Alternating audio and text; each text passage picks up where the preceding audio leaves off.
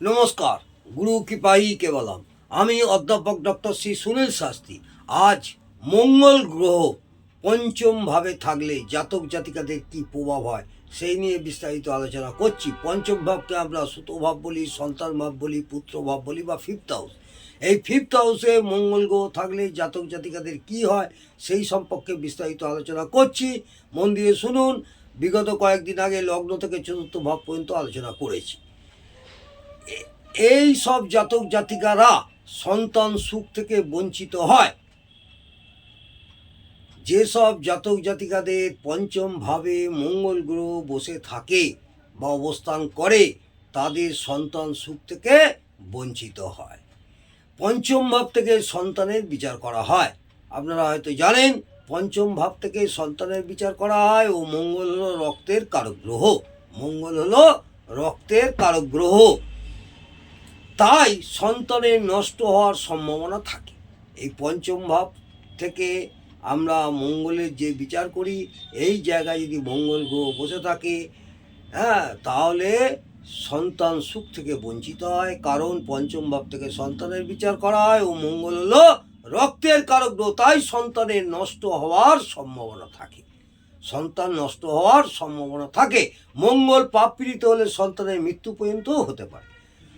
জাতক জাতিকা যদি মঙ্গল পাপপীড়িত থাকে তাহলে সন্তানের মৃত্যু পর্যন্ত হতে পারে। প্রায় সময়ই দেখা যায় এদের প্রথম সন্তান জীবিত থাকে না।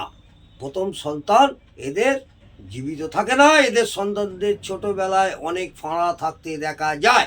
এই সব জাতক জাতিকাদের পঞ্চমভাবে যদি মঙ্গল গ্রহ থাকে, এই সব জাতক জাতিকাদের সন্তানের ছোটবেলায় অনেক ফাঁড়া দেখা যায় এবং দেখতেও পাওয়া যায় যে অনেক রকম দুর্ঘটনা ঘটেছে। এদের সন্তানদের ছোটবেলায় অনেক অনেক রকম দুর্ঘটনা ঘটে। এটা মাথায় রাখবেন। সন্তান নিয়ে এদের জীবনে অনেক অশান্তিও থাকে। এই সব জাতক জাতিকাদের সন্তান নিয়ে অনেক অশান্তি থাকে এই পঞ্চম ভাব মঙ্গল অশুভ অবস্থায় থাকলে। এই পঞ্চম ভাবে মঙ্গল যদি অশুভ অবস্থা থাকে, বদবুদ্ধি থাকে। কারণ পঞ্চম ভাব হলো মেধা। পঞ্চম ভাব হলো মেধা। এদের মধ্যে এনার্জি এত বেশি থাকে যে এরা ভালোভাবে শিক্ষার দ্বারা সফলতা অর্জন করে। যদি এই মঙ্গলের সাথে রবি সম্পর্ক স্থাপন করে তাহলে ভালো সার্জেন ডাক্তারও হতে পারে। কারণ পঞ্চম ভাব হলো মেধা, সফলতা ও রোগ নিরাময়ের কারক ভাব। কারণ পঞ্চম ভাব হলো ষষ্ঠ ভাবের দ্বাদশ। এটা মাথায় রাখবেন। পঞ্চম ভাব হলো আমাদের ষষ্ঠ ভাবের দ্বাদশ।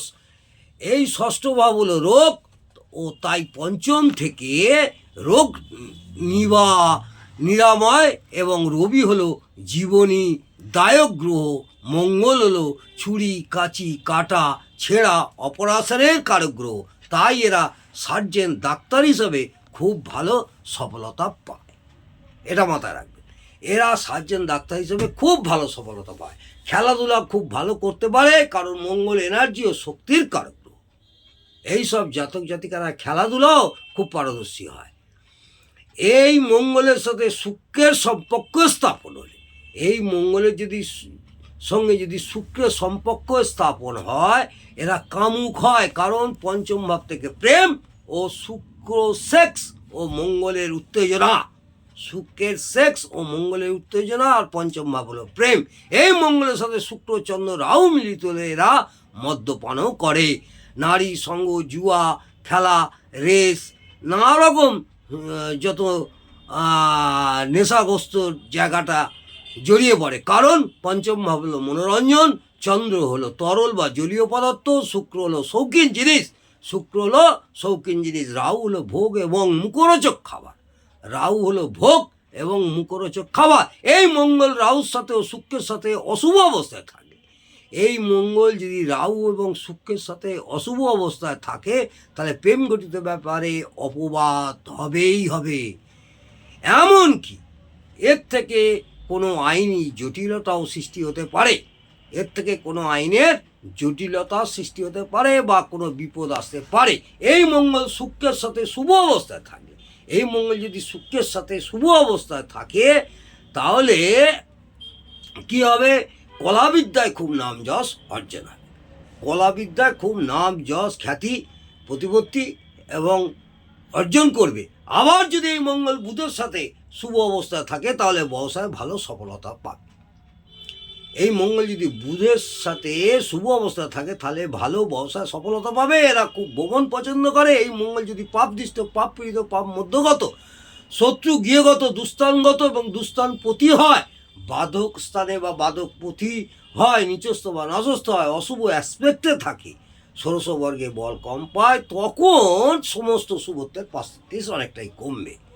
এটা মাথায় রাখবেন। আবার কিছু কিছু ক্ষেত্রে খুব অশুভ হলে উল্টো ফলও দিতে পারে, অর্থাৎ উপরিক্ত ফলগুলি কতটা কার্যকর হবে সেটা মঙ্গলের শুভত্ব এবং অশুভত্বের উপরে নির্ভর করছে।